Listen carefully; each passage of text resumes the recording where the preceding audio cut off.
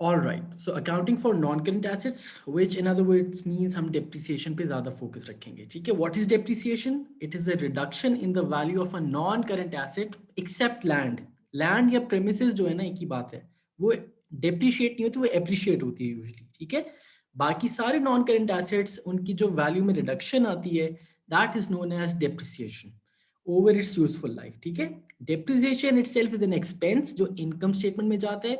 Remember हमने जो doubtful debts किए थे प्रोविजन, उसमें तो वी नीडेड टू सी ना कि इंक्रीज है तो एक्सपेंस है और डिक्रीज है तो इनकम है. इस केस में आपने ये टेंशन भी नहीं रखनी. Depreciation is always your expense, यानी इनकम स्टेटमेंट हमेशा डेबिट होगी और प्रोविजन फॉर डेप्रिसिएशन का अकाउंट हमेशा क्रेडिट होगा. ठीक है, as far as recording of depreciation is concern. सही है जी. So it is an expense that spreads the cost of the non current asset over its useful life. Reasons क्या हो सकते हैं जी डेप्रिसिएशन चार्ज करने के? Wear and tear. जाहिर है अगर नॉन करंट एसेट से बिल्डिंग है, कार है, उसकी फिजिकल डिटीरियोरेशन हुआ करती है. ठीक है, यानी उसकी जो आउटलुक है वो खराब हो जाती है. फॉर एग्जांपल पेंट खराब हो गया, डेंट पड़ गए, समथिंग लाइक दैट, उस वजह से उसकी वैल्यू कम हो जाएगी. Passage of time itself. Passage of time usually आपकी जो टेक्नोलॉजिकल आइटम्स होते हैं, मोबाइल फोन्स या कंप्यूटर्स, लैपटॉप्स, इनके नए मॉडल्स हर साल आते रहते हैं. सो जो पुराने वाले मॉडल्स हैं उनकी वैल्यू कम हो जाती है. That's one reason. Obsolescence. Obsolescence अगर ये कि ऑब्सोलीट हो जाना, यानी आउट ऑफ डेट हो जाना. तो जो आउट ऑफ डेट चीज हो रही होगी ऑब्वियसली उसकी प्राइस भी कम हो रही होगी, right. And then fall in the market price. Generally अगर मार्केट प्राइस ही गिर गई है तो वो डिप्रिशिएट हो जाएगा. And then comes depletion. Depletion हमेशा सिर्फ नॉ वो नेचुरल रिसोर्सेज के लिए अप्लाई किया जाता है. फॉर इंस्टेंस कोल माइन और एनी रिजर्व. देखो जितना आप कोल एक्सट्रैक्ट करेंगे पीछे कम बचेगा ना, या जितना आप गोल्ड एक्सट्रैक्ट करेंगे वो पीछे कम बचेगा. सो बेसिकली यहाँ पे रिजर्व की बात आ जाती है, right. So these are some of the reasons जिसकी वजह से हम डिप्रिसिएशन चार्ज करते हैं. Then depreciation accounting concepts. कौन से कॉन्सेप्ट्स हैं जो हमें कहते हैं डेप्रिसिएशन चार्ज किया जाए? उसमें प्रूडेंस कॉन्सेप्ट है. प्रूडेंस कॉन्सेप्ट क्या कहते हैं? Again, do not overstate your assets, do not overstate your incomes. उसको चार्ज करने के लिए, उनको कम शो करने के लिए we charge depreciation, so that we show a more realistic value of assets, और उसको ओवरस्टेट ना किया हो हमने. ठीक है, क्योंकि एसेट्स अपनी वैल्यू तो लूज कर रहे होते हैं. So if you don't record depreciation तो फिर वो ओवरस्टेट हो जाएंगे इस वजह से.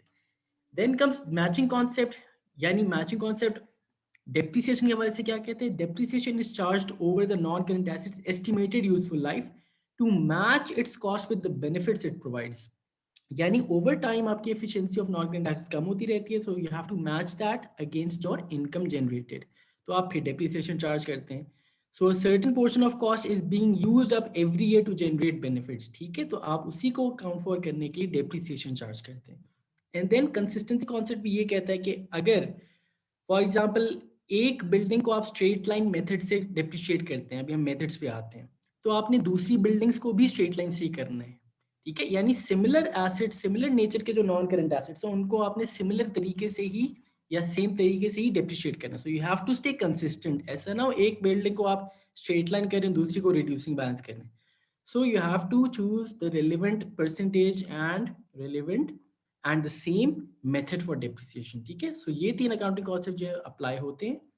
Then comes methods of depreciation. So we will be doing methods of depreciation जिसमें तीन methods हैं. ठीक है, सबसे पहला है straight line या original cost method. इसके दो नाम हैं. इसमें क्या होता है, इसके कैरेक्टरिस्टिक्स याद रखने आपने. Equally allocates the cost of an asset over its useful life. यानी ये हर साल इक्वली डिवाइड करता है कॉस्ट को. ठीक है, कैसे? टू वेज है आपके पास कैलकुलेट करने के. डिपेंड करता है आपको कौन सी पीस ऑफ इंफॉर्मेशन गिवन है.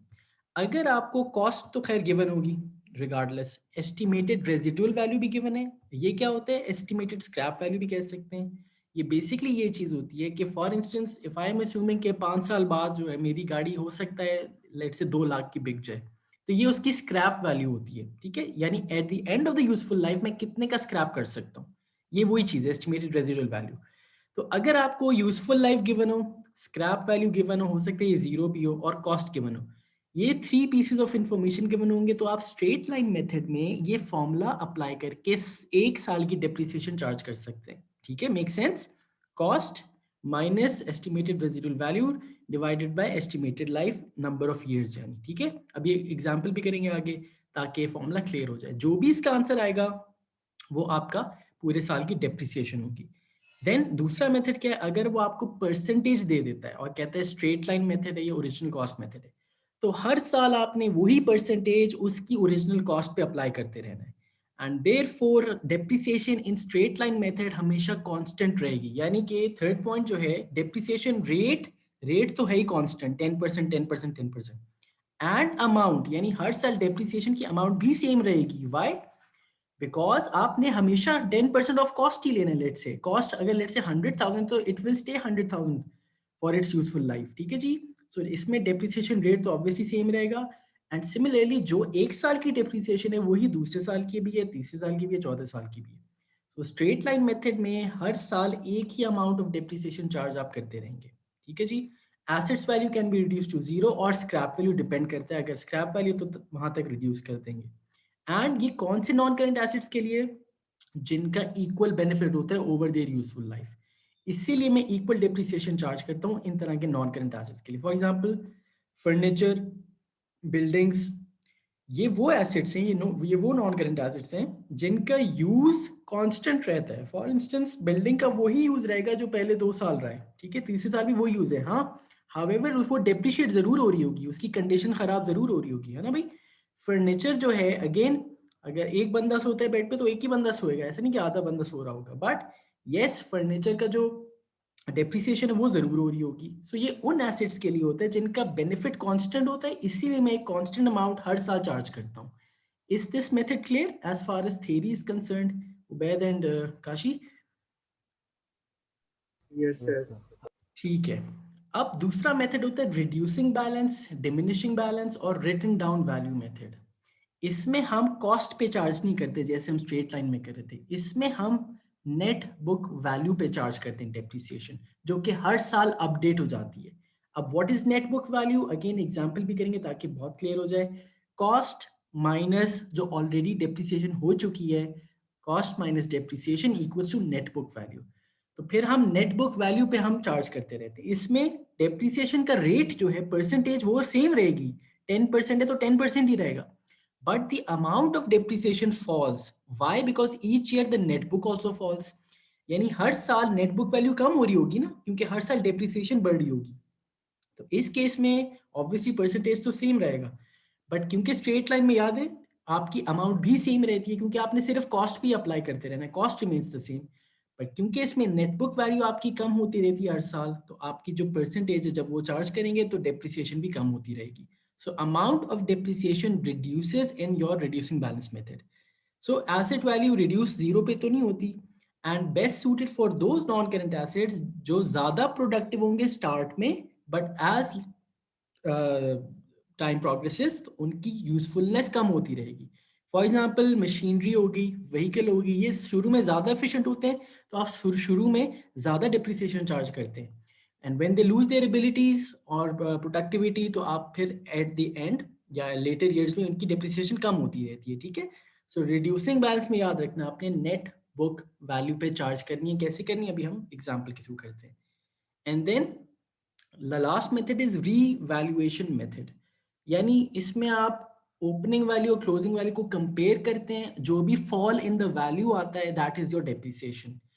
Non current asset opening value is revalued at year end, revaluation का मतलब यही है। A loss in the value is depreciation. ठीक है। For instance ji, let's say एक एग्जांपल है, आपकी ओपनिंग वैल्यू जो थी दैट इज 100,000, ना आपने कुछ परचेज की ना सेल की, और एट द एंड जब मैंने वैल्यू किया तो वो 80,000 रहेगी। तो what is this loss in value? This is your depreciation. ठीक है। तो ये होता है रीवैल्यूएशन। हाउएवर इसका जो पूरा फॉर्मेट है, फॉर्मूला है, that is value, opening value, value at start, year start, जो भी आप परचेज करेंगे उसको ऐड कर दीजिए, जो आप डिस्पोज ऑफ करेंगे यानी जो सेल करेंगे वो नॉन करेंट एसेट, उसको माइनस कर दीजिए, माइनस क्लोजिंग इन्वेंट्री। यानी इसमें ये दो चीजें एडिशनल आ गई हैं, परचेज ऐड हो जाएगी और सेल माइनस हो जाएगी। So this is the complete formula for your revaluation. ठीक है। अब हो सकता है आपको क्वेश्चन में सेल्स ना गिवन हो तो आप इसको जीरो कंसिडर कर लेंगे, परचेज ना गिवन हो, समथिंग लाइक दैट। ठीक है जी। So you need to remember this equation. Alright, opening value plus purchases minus sales of what? Non current asset. उस नॉन करेंट एसेट की बात हो रही है। अब ये किन एसेट्स के लिए होता है? Suited for those non current assets जो साइज में छोटे हों बट ज्यादा हों नंबर में। देखो loose tools, live stock, loose tools क्या होते हैं, जो टूल्स आपके फैक्ट्री में यूज हो रहे होते हैं, या लाइव स्टॉक जानवर। अब ऐसा तो नहीं होगा ना कि मैं हर टूल को देख रहा हूँ, अच्छा यार ये कहाँ से डेप्रिशिएट हुआ है, कितना डेप्रिशिएट हुआ है। तो मैं एक कलेक्टिव अमाउंट लूंगा साल के शुरू में, परचेजेज ऐड करूंगा, सेल माइनस करूंगा, and minus the closing value. तो जो भी रिडक्शन इन वैल्यू आएगा that will be my depreciation. ठीक है, so you make sense of it. ये कौन से नॉन करेंट एसेट्स के लिए जो छोटे छोटे होंगे और जो ज्यादा नंबर में होंगे। तो बजाय इसके कि मैं एक एक चीज को पर्टिकुलरली देखूंगी, बिल्डिंग तो आराम से एक होंगी या दो होंगी मैक्सिमम, उस पर तो आप स्ट्रेट लाइन लगा देंगे, गाड़ी भी रिड्यूसिंग बैलेंस लगा देंगे। बट इन तरह के नॉन करेंट एसेट्स के लिए रीवैल्यूएशन मेथड सबसे अप्रोप्रिएट होता है। ठीक है, ये है 3 methods. Is that clear? Any question?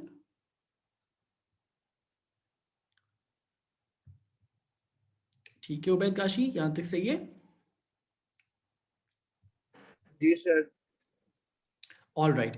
अब देखो जर्नल एंट्रीज क्या होंगी रिकॉर्ड करने की। रिकॉर्ड जब आप डेप्रिसिएशन करते हैं, आपको मैंने स्टार्ट में बता दिया था, डेप्रिसिएशन इज ऑलवेज और expense, we don't need to see increase और डिक्रीज इन दिस। तो हमेशा इनकम स्टेटमेंट आपका डेबिट होगा और प्रोविजन का अकाउंट आपका क्रेडिट होगा। ठीक है, तो लेट्स अस्यूम साल की आई है 10,000 डेप्रिसिएशन, तो आपने इनकम स्टेटमेंट को यानी एक्सपेंस में 10,000 शो कर दिया और प्रोविजन के अकाउंट में क्रेडिट कर देंगे 10,000। अब how do we make an account of this? Let's say जी फर्स्ट ईयर है, आपने ऑलरेडी कोई डेप्रिसिएशन चार्ज नहीं की हुई, तो जो पहली अमाउंट होगी ऑब्वियसली वो पूरे साल की होगी। इनकम प्रोविजन का account credit, income statement debit. ठीक है जी, यही मेरा बैलेंस कैरी डाउन बन रहा है इन दिस ईयर। यानी कि इनकम स्टेटमेंट वाली अमाउंट जो होगी वो आपको बताएगा फॉर द ईयर कितना है। ठीक है जी, 50, एक साल का 50 हो गया। और जो कैरी डाउन होगा वो ये बताएगा अप टू डेट कितनी डेप्रिसिएशन चार्ज कर चुके हैं ऑल टुगेदर, क्योंकि ये पहला साल था तो 50 ही चार्ज कर चुके हैं। ये इनकम स्टेटमेंट में एक्सपेंस चला जाएगा, ये आपका बैलेंस शीट, पहले साल की बैलेंस शीट में 50 माइनस हो रहा होगा डेप्रिसिएशन। अभी शो करते हैं कैसे। यही कैरेट डाउन नेक्स्ट ईयर का ब्रॉड डाउन बनेगा। और let's assume the next year आपने जब डेप्रिसिएशन चार्ज की वो 40 आ गई, तो नेक्स्ट ईयर जो ईयर 2 है उसकी इनकम स्टेटमेंट में 40 एक्सपेंस में चला जाएगा। And now my carried down would be 50 plus 40 minus 0 equals to 90। यानी मुझे ये बता रहा है कि at the end of year 2 up to date मेरी टोटल 90 डेप्रिसिएशन चार्ज हो चुकी है। ठीक है, 50 प्लस 40 90 हो जाता है। तो ये मुझे balance carry down next year की बैलेंस शीट में 90 माइनस हो रहा होगा कॉस्ट में से। ठीक है, and that's how you make a provision for depreciation का अकाउंट। राइट, अब एग्जाम्पल पे आ जाते हैं using both the methods, straight line and reducing balance. So a company purchased a new vehicle for 30,000. Cost कितनी है उसकी? 30,000 है on 1st July 2004. The vehicle is expected to have a scrap value of 5,000. इसमें उसने residual value भी दे दी है after its useful life of 4 years. तो straight line में रिमेंबर आई टोल्ड यू कि या तो परसेंटेज देगा या वो आपको ये 3 पीसेस ऑफ इंफॉर्मेशन दे देगा। अगर ये चीज दे देता है तो then we need to apply the formula to calculate our annual depreciation. अब पहले हम स्ट्रेट लाइन से इसको सॉल्व करते हैं। सो स्ट्रेट लाइन के लिए आपने ये फॉर्मूला अप्लाई करना है, depreciation equals to cost minus scrap और residual value divide by useful life. Cost कितनी चीज? 30,000 माइनस 5,000 डिवाइड बाय 4, ये आ जाता है इसका आंसर 6250। यानी हर साल, क्योंकि ये स्ट्रेट लाइन मेथड है, आपने हर साल 6250 6250 6250 ही चार्ज करना है। So what's the working of this then? Let's say जी उसकी यूजफुल लाइफ कितनी है? 4 इयर्स है, मैंने 4 इयर्स के लिए डेप्रिसिएशन चार्ज करनी है। ठीक है, अब ओरिजिनल कॉस्ट उसकी है 30,000, ये सिर्फ आपको वर्किंग सब समझा रहा हूँ। ठीक है, पहले साल उसकी कितनी डेप्रिसिएशन चार्ज होगी? 6250। So at the end of first year आपकी नेट बुक वैल्यू कितनी आ जाती है? नेट बुक क्या होता है? Cost minus depreciation, then 23,750। दूसरे साल, क्योंकि ये स्ट्रेट लाइन ही मेथड है, तो दूसरे साल भी मैं 6250 माइनस करूंगा, राइट, क्योंकि स्ट्रेट लाइन मेथड है, सेम अमाउंट हर साल चार्ज हो रही होगी। तो फिर 23,750 माइनस 6250, दूसरे साल के एंड पे आपकी नेट बुक वैल्यू आ गई, ये वाली आ गई। फिर तीसरे साल भी आपने 6250 कैलकुलेट किया, फिर 17,500 minus 6250, updated net book value ये आ गई। एंड चौथे साल भी आपने यही माइनस किया 6250। और एंड में रिमेंबर हमने जब स्ट्रेट लाइन मेथड को डिस्कस किया था उसमें यही बात की थी कि एसिड की वैल्यू या तो जीरो पे रिड्यूस होगी अगर कोई स्क्रैप वैल्यू, या फिर रेजिडुअल वैल्यू पे होगी eight the end of useful life. And you can C eight the end of useful life वो अपने स्क्रैप वैल्यू तक ही पहुंच रही है 5,000। ठीक है, इज दिस क्लियर? ये वर्किंग समझ आइए, हर साल एक ही अमाउंट डेप्रिसिएशन में चार्ज किए। Kashi and Ubaid, is this clear? Yes sir, clear है। यस ठीक है। अब देखो इसका अकाउंट कैसे बनाना है, हमने 4 साल का अकाउंट बनाना है, ठीक है जी। पहले साल तो कोई बैलेंस ब्रॉट डाउन नहीं है, तो पहले साल पूरी की पूरी अमाउंट 6250 ऑब्वियसली इनकम स्टेटमेंट में चली गई, और यही eight the end of first year इतना ही मैंने चार्ज किया हुआ ऑलरेडी, ठीक है। तो इनकम स्टेटमेंट में पहले साल की 6250 एक्सपेंस, और पहले साल की बैलेंस शीट में 6250 माइनस और होगा कॉस्ट में से। यही कैरेट डाउन जो है वो नेक्स्ट ईयर का मेरा ब्रॉट डाउन बनेगा 6250। और क्योंकि हमने कहा था स्ट्रेट लाइन मेथड है, तो स्ट्रेट लाइन मेथड में दूसरे साल भी यही सेम डिप्रिसिएशन आपने चार्ज करनी है 6250।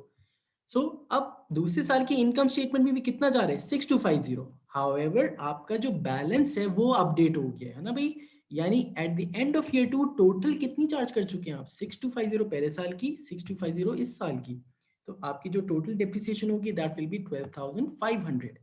अब दूसरे साल की बैलेंस शीट में 12500 डेप्रिसिएशन में जा रहा है, ठीक है। यही मेरे तीसरे साल का बैलेंस ब्रॉट डाउन है, राइट।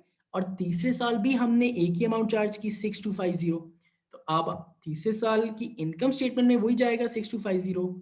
हाउएवर आपका जो ये है ये अपडेट हो जाएगा 1875, यानी eight the end of year 3 हमने टोटल कितना डेप्रिसिएट कर दिया है 18750, राइट। फिर ये नेक्स्ट ईयर का ब्रॉड डाउन बना, और क्योंकि स्ट्रेट लाइन है तो फोर्थ ईयर भी आपने एक ही अमाउंट 6250 डेप्रिसिएशन में चार्ज की। सो फोर्थ ईयर की इनकम स्टेटमेंट में 6250 एक्सपेंस बन गया, एंड टोटल फिर आपने जब किया इसको तो 25000 आप eight the end of 4 years depreciate कर चुके हैं इसको, ठीक है। That's how you do sir ये इट। कैरी डाउन कितना जाएगा? कैरी डाउन अभी बताता हूँ, अभी बताता हूँ, ठीक है जी। अब देखो मैंने आपको थोड़ा सा एग्जाम्पल से समझाया है। ये है पहले साल की इनकम स्टेटमेंट जो फर्स्ट वन आपको नजर आ रही है, ठीक है जी। अब पहले साल की इनकम स्टेटमेंट वाला आइटम कौन सा है, ये वाला, राइट। ये चला जाएगा आपका एक्सपेंसेस में, लेस एक्सपेंसेस वाले उस सेक्शन में जाएंगे, provision for depreciation of vehicle 6250। अब देखो पहले साल की जब आप बैलेंस शीट बनाएंगे, मैंने सिर्फ एक्सट्रैक्ट बनाया, काशी आपके क्वेश्चन का आंसर ये। तो ये जो है रिमेंबर, जब हम बैलेंस शीट बनाते हैं तो नॉन करेंट एसेट्स के 3 कॉलम्स होते हैं, एक होता है कॉस्ट का, एक होता है डेप्रिसिएशन का, एक होता है नेट बुक वैल्यू का। तो पहले साल के एंड पे आपने सिर्फ कितनी चार्ज कर चुके हैं अभी तक 6250, तो ये 6250 इधर आएगा, ठीक है।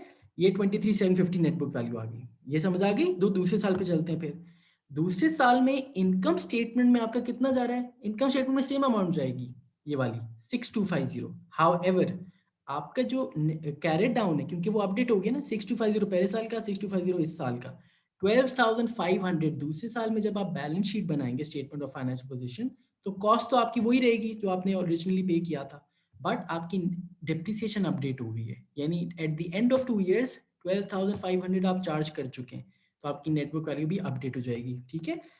तीसरे साल अगेन इनकम स्टेटमेंट में सेम अमाउंट जा रही है, स्ट्रेट लाइन मेथड है, हाउएवर आपकी डेप्रिसिएशन का बैलेंस अपडेट हो जाता है, ठीक है, विच इज व्हाट 18750।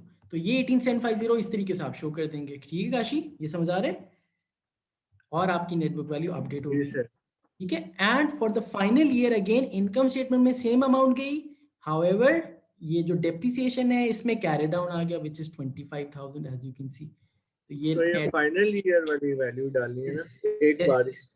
ये जो फाइनल ईयर होगा और ना उसमें सर ऐसी, जी ये प्रोविजन फॉर डाउटफुल डेट की तरह इंक्रीज और डिक्रीज तो नहीं होगा ना? नहीं, एक्सपेंस ही अगेन रहेगा। यस, ये मैंने शुरू में भी बता दिया था, इंक्रीज और डिक्रीज आप डाउटफुल डेट्स में देखते हैं, यहाँ पे इनकम हमेशा आपका डेप्रिसिएशन एक्सपेंस है। देर फॉर काशी इधर देखो, कहीं भी मैंने इनकम स्टेटमेंट डेबिट पे नहीं लिखा, इधर प्रोविजन को डेबिट नहीं किया, हमेशा मैंने इनकम स्टेटमेंट क्रेडिट साइड पे लिखी है, यानी प्रोविजन का हमेशा अकाउंट क्रेडिट हो रहा होगा, इनकम स्टेटमेंट मेरी डेबिट हो रही होगी लाजमन, ठीक है जी। ये आपको एक्सट्रैक्ट समझ में आ गया, वैद आपको ये समझ आ गया जी, कैसे इनकम स्टेटमेंट और बैलेंस शीट में ट्रांसफर करते हैं यस इसको। सर। चलो, so this was our straight line method, then comes reducing balance। इसी का जो पार्ट बी था क्वेश्चन का वो कह रहा था रिड्यूसिंग बैलेंस अप्लाई करो, 36% चार्ज करनी है आपने, ठीक है। पहले उसकी वर्किंग देख लेते हैं 30 था, देखो फर्स्ट ईयर है आपका, तो you don't have any net book value at the moment, right. तो पहले साल तो आप 30,000 पे ही चार्ज करेंगे, तो पहले साल की जो डेप्रिसिएशन होगी 36% ऑफ 30,000 करेंगे। वो जब आपने कैलकुलेट की तो 10,800 आ गया, ठीक है जी। यानी पहले साल एक्सपेंस कितना है, 10,800। फिर आपके पास अगले साल की नेट बुक वैल्यू आ गई है, यानी eight the end of year 1 you have your updated net book value. Remember, reducing balance में आपने नेट बुक वैल्यू पे चार्ज करनी होती है। तो देखो, now I have my updated net book value, तो मैं 36% इसका लूंगा 19,200 का। उस साल, दूसरे साल पे मेरी डेप्रिसिएशन ये अमाउंट आ गई। सो सी, हर साल रिड्यूसिंग बैलेंस में कम होती रहती है डेप्रिसिएशन, क्योंकि आपकी नेट बुक वैल्यू कम हो रही होती है, ठीक है जी। फिर मैंने net book value minus depreciation किया, तो मेरे पास दूसरे साल के एंड पे ये नेट बुक वैल्यू आ गई।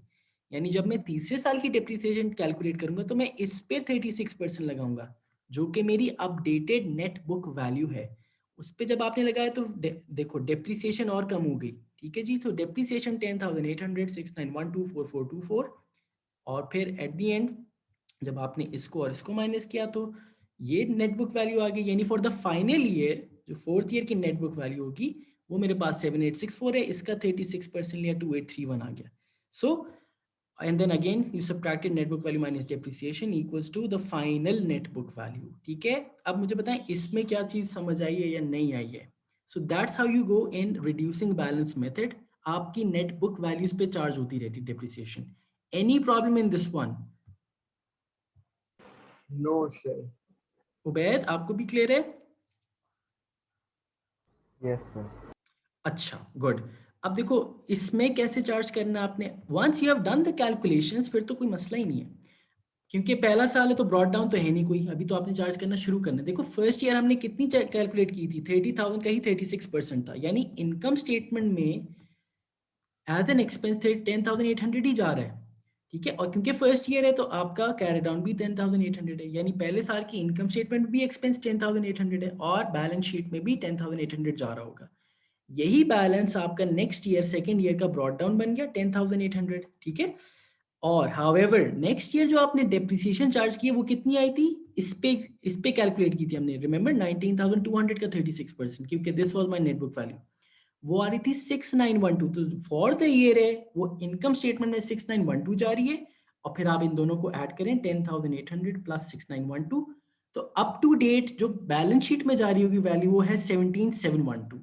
अब तीसरे साल के लिए यही मेरा बैलेंस ब्रॉट डाउन है डेप्रिसिएशन का, और तीसरे साल हमने चार्ज की थी 4424, यानी मैंने इस अपडेटेड नेट बुक वैल्यू पे 36% चार्ज किया था, तो वो आ गया 4424। तो आपने ब्रॉट डाउन लिखा 17,712, उस साल की थर्ड ईयर की इनकम स्टेटमेंट में 4424 जा रहे हैं, और उस साल की बैलेंस शीट में आप इन दोनों को ऐड कर दें, brought down plus income statement, तो ये आपका बैलेंस शीट में चला जाएगा। And for the final year this is your brought down. और आखिरी साल आपने कितनी चार्ज की थी, 7864 पे 2831 चार्ज की थी। सो 2831 इनकम स्टेटमेंट में चली जाएगी, और ये वाला जो फिगर है ये बैलेंस शीट में चला जाएगा। How, now I will show you how. Remember जी, फर्स्ट ईयर आपकी इनकम स्टेटमेंट में 10,800 जा रहा था एज एन एक्सपेंस, और सिमिलरली बैलेंस शीट में भी इतना ही जा रहा था, ठीक है, क्योंकि पहले साल में दोनों का बैलेंस सेम ही था। देन नेक्स्ट ईयर आपकी इनकम स्टेटमेंट में इतना एक्सपेंस हो रहा था, बट आपकी बैलेंस शीट अपडेट हो रही थी, यानी ज्यादा डिप्रिसिएशन हो रही थी।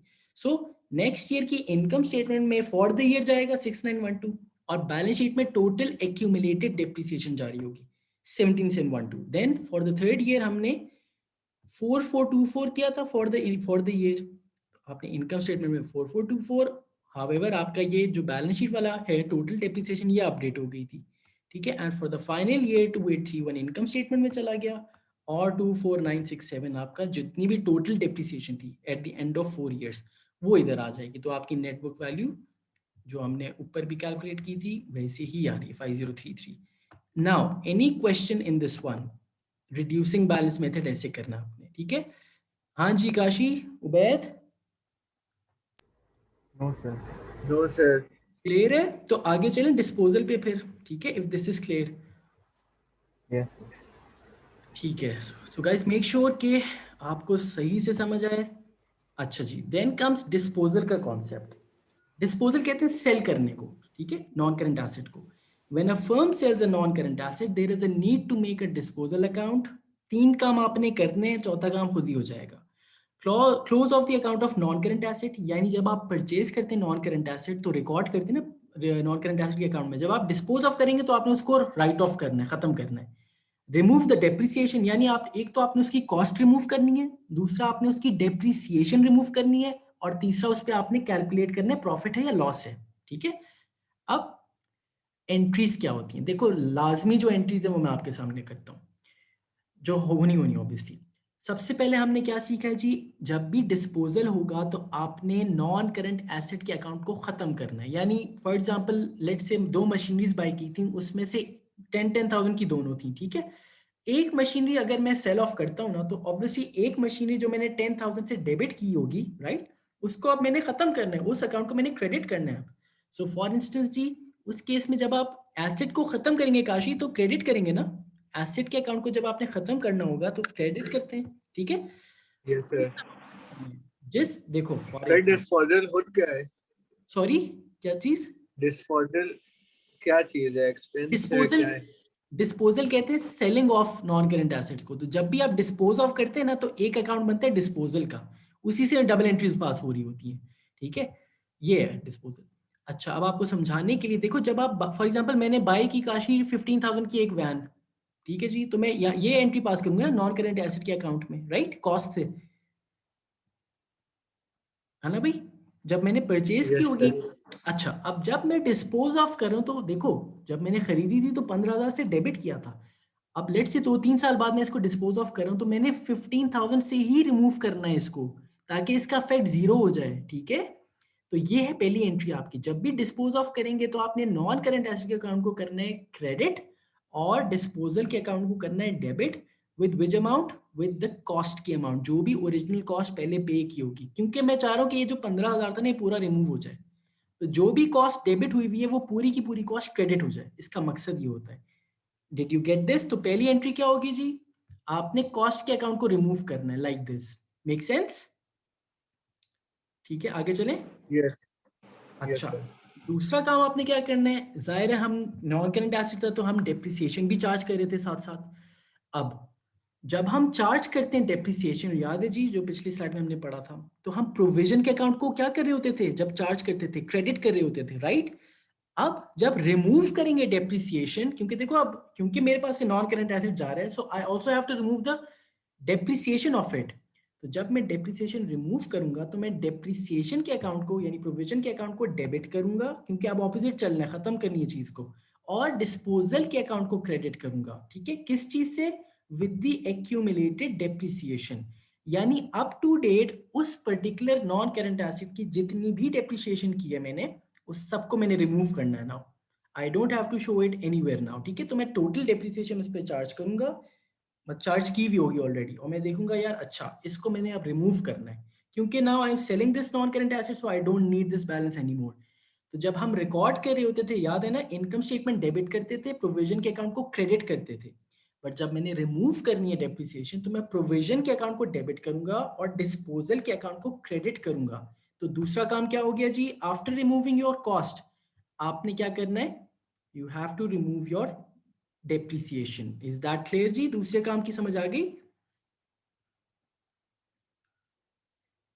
उबैद काशी, ये Yes, समझ? sir. ऑल राइट, अच्छा, देन कम्स जो, now you are selling your non current asset, है ना भाई, ऑब्वियसली कुछ ना कुछ तो पैसे मिल रहे होंगे ना, या तो कैश या बैंक के रिसीवेबल। तो जो भी आपको मिलेगा, let's say you sold your asset for $8,000, तो कैश या बैंक एसेट है, डेबिट हो जाएगा।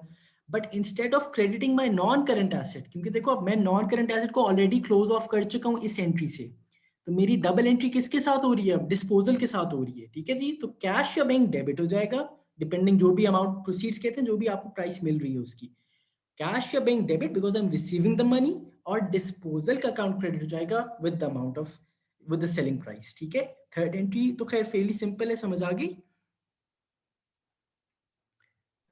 जी वाली सर. क्लियर? और ऑल राइट, अच्छा, फाइनल स्टेप क्या होगा जी, अगर आपसे पूछता है कि भाई बताओ प्रॉफिट है या लॉस है, तो अब आपको जो मिसिंग फिगर होगा ना, वो बताएगा कि यार ये प्रॉफिट है या लॉस है। सो फॉर इंस्टेंस, या ठीक है, गेन ऑन डिस्पोजल अगर होगा, तो उस केस में देखो आपकी बेसिकली क्या होगा उस केस में, लेट मी शो यू यहाँ से भी। ये देखो, ये हमने एंट्री पास की थी, नॉन करंट एसेट को क्रेडिट किया था, डिस्पोजल को मैंने डेबिट किया, ये वाली, ठीक है, ये आपने पास की एंट्री। फिर जब डेप्रिसिएशन रिमूव करेंगे तो प्रोविजन फॉर डेप्रिसिएशन के अकाउंट को डेबिट करेंगे विद ऑल द डेप्रिसिएशन जो उस नॉन करंट एसेट के, और डिस्पोजल के अकाउंट को क्रेडिट करेंगे, और जो भी बैंक कैश रिसीवेबल आपको रिसीव हो रहा है आप उसको डेबिट करेंगे और डिस्पोजल के अकाउंट को क्रेडिट करेंगे। ये ब्लू एंट्रीज हम ऑलरेडी फर्स्ट 1 2 3 करके कर चुके हैं, ठीक है। अब हम करते हैं बात कि हाउ डू वी नो कि प्रॉफिट है या लॉस है if we make a disposal account. देखो अगेन हमेशा आपने सेंस इनकम स्टेटमेंट के रेफरेंस से बनानी है। लेट्स से मेरी ये साइड हेवी है, ठीक है। लेट्स से इस साइड का टोटल आ रहा है इन दोनों को मिला के 10,000 और कॉस्ट थी मेरी 8,000, तो देखो 2,000 यहाँ आएगा ना, ये बात समझ में आई है। Let's say ji sir. ठीक है, इन दोनों का टोटल मैंने किया तो वो 10,000 आ रहा था और मेरी कॉस्ट है 8,000। अब how do I know is this a profit और लॉस? तो सिंपल सी बात है, आप 2,000 यहाँ पे पोस्ट कर रहे होंगे फिर उस केस में, राइट। अब देखो डिस्पोजल डेबिट हो रहा है और ये वाली जो बैलेंस है ना ये इनकम स्टेटमेंट में जाता है, इनकम स्टेटमेंट क्रेडिट हो रही है। Income statement is always credited with what काशी डॉन? Profit incomes income. यानी हाँ, तो देखो अब लॉस इनकम है या प्रॉफिट इनकम होगा? ऑब्वियसली प्रॉफिट इनकम प्रॉफिट होगा। इनकम। एग्जैक्टली, तो दैट्स वाई ये अमाउंट मुझे प्रॉफिट बता रही है, ठीक है। अब इसमें से या ये होगा या ये होगा, दोनों नहीं हो सकते एक साथ। हाउएवर अगर मेरी कॉस्ट लेट से 12,000 है, ठीक है जी, और जो मेरी बाकी दो ब्लू आइटम्स हैं क्रेडिट साइड वाले वो 10,000 बनाते हैं टोटल, तो देखो इस केस में उबैद मैं यहाँ पे 2,000 लिखूंगा ना ताकि इक्वल हो जाए, Yes, sir. राइट। अब देखो मेरा डिस्पोजल अकाउंट क्रेडिट हो रहा है और इनकम स्टेटमेंट मेरी डेबिट हो रही है। Income statement is always debited with expenses, तो क्या प्रॉफिट एक्सपेंस होता है या लॉस एक्सपेंस होगा? लॉस। लॉस एक्सपेंस होगा। तो that's the science behind it. अगर आप डिस्पोजल के थ्रू बताना चाहते हैं ना कि यार मुझे प्रॉफिट हो रहा है या लॉस हो रहा है, तो पहले आप ये 3 एंट्रीज पास करें, ठीक है, ये और ये, फिर देखिए किस साइड पे बैलेंस बचता है। और हमेशा डिस्पोजल से डायरेक्ट ना करें। आप देखें अच्छा है डिस्पोजल अगर डेबिट हो रहा है तो इनकम स्टेटमेंट क्रेडिट हो रही है, विच मींस इनकम स्टेटमेंट हमेशा इनकम से क्रेडिट होती है, इसका मतलब ये वाली साइड वाला प्रॉफिट है, और अगर इनकम स्टेटमेंट डेबिट हो रही है इस केस में तो ये वाली साइड लॉस है। Is that clear guys? ये बात समझ में आई है? Yes sir. सर अकाउंट के बगैर भी पता चल सकता है हाँ ना? बिल्कुल, ये तो हो गया अकाउंट। डिस्पोजल का अकाउंट अगर आपको आना चाहिए समटाइम्स तो आपसे पूछ सकता है, ठीक है जी। इसीलिए मैंने ये एंट्रीज जो है ना ग्रे और डिस्पोजल डेबिट हो रहा है और इनकम स्टेटमेंट क्रेडिट के केस में प्रॉफिट है, और अगर इनकम स्टेटमेंट डेबिट हो रही है और डिस्पोजल क्रेडिट हो रहा है तो फिर ये लॉस है क्योंकि इनकम स्टेटमेंट डेबिट हो रही है, ठीक है जी। अब हम चलते हैं आगे। What if we have to calculate it directly without making disposal का अकाउंट, जो कि लेमैन टर्म्स में आप कहते हैं कि है प्रॉफिट हो या लॉस है। अब काशी मैं आपसे पूछता हूं ताकि आपकी बात का आंसर हो जाए, एक चीज की वैल्यू है 10,000 और आप बेचते हैं 7,000 पे, मुझे बताओ प्रॉफिट है या लॉस है? लॉस है। लॉस है। बस आपने ये काम करना है, यानी अब आपने देखो अगर डायरेक्टली कैलकुलेट करना है, वो डिस्पोजल नहीं मांगता तो बना भी सकते हैं, ना भी बना तो खैर है। इस केस में देखो आपने दो काम करने हैं, you have to either drop a disposal account जो हम ऑलरेडी सीख चुके हैं, ठीक है, या फिर आप दो चीजों को कंपेयर करते हैं, अपनी सेलिंग प्राइस को नेट बुक वैल्यू के साथ। What is net book value? Cost minus total depreciation, ठीक है जी। सो एक जल्दी से एग्जांपल कर लेते कॉस्ट हैं। Minus depreciation. जी कॉस्ट माइनस डेप्रिसिएशन, एक एसेट है जी, कॉस्ट है जिसकी 10,000, लेट मी राइट, ठीक है, उस पे 3 साल की डेप्रिसिएशन मैंने चार्ज की तो 333,000 आ गया लेट से, ठीक है। स्ट्रेट लाइन मेथड था 333,000 कितना हो जाता है हर साल 3,000 3 सालों के लिए 9,000।